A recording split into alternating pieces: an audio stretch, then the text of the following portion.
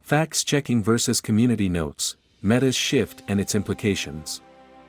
Years ago, social media giants adopted fact-checking systems where they verify claims, especially by public figures, and hold users accountable in response to the rise of misinformation.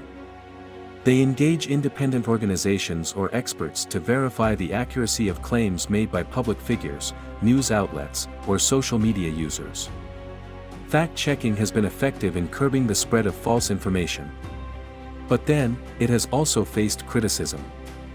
Like all humans, fact-checkers bring their own perspectives and cultural experiences to their work. As a result, the control of information on social media is affected by power dynamics, stereotypes, and biases.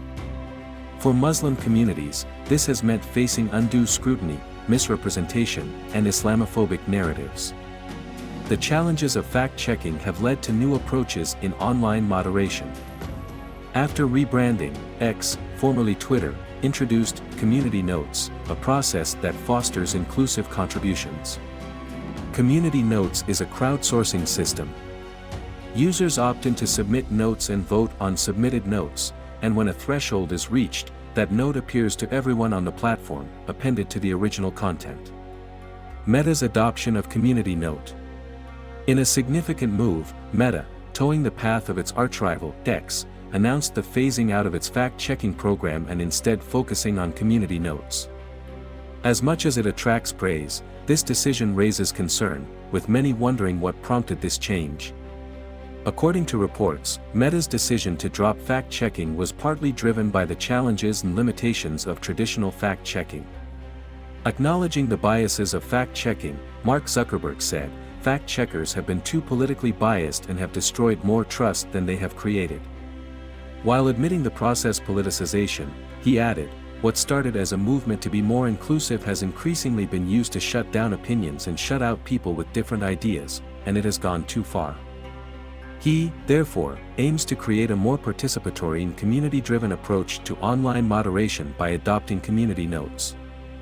Meanwhile, it is also believed that Meta's decision to drop fact-checking in favor of Community Notes could also be attributed to factors such as market competitiveness, profiteering, and a desire for political relevance. Some media experts believe Meta is trying to appease the right wing, particularly with a potential second Trump presidency on the horizon, while keeping tabs on its competitors and maximizing its profit. In his own observation, Alexandria Ocasio-Cortez said, "I think that Mark Zuckerberg is trying to follow in Elon's footsteps, which means that actually, they're going to use this guise of free speech to actually suppress critics of Trump and critics of themselves." Reactions to Meta's decision. Reactions to Meta's move have been mixed. Some have praised the decision, arguing that Community Notes will help to promote media literacy, critical thinking, and online civility. Others have expressed concerns that the lack of fact-checking will lead to the escalation of misinformation and the erosion of trust in online platforms. However, critics have also questioned the potential risks and unintended consequences of relying on Community Notes that may result from influences of bad actors trying to sabotage the process. Despite these concerns, Meta remains committed to its vision of creating a more community-driven and participatory online environment. As Zuckerberg has stated, the goal is to create a platform that is more inclusive, more participatory, and more responsive to the needs of our communities. How do the Muslims fare in all these?